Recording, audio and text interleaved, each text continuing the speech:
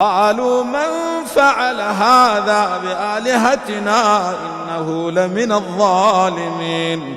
قالوا سمعنا فتى يذكرهم يقال له إبراهيم. قالوا فأتوا به على أعين الناس لعلهم يشهدون.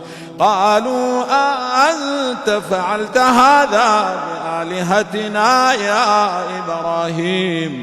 قال بل فعله كبيرهم هذا فاسألوهم إن كانوا ينطقون. فرجعوا إلى أنفسهم فقالوا إنكم أنتم الظالمون.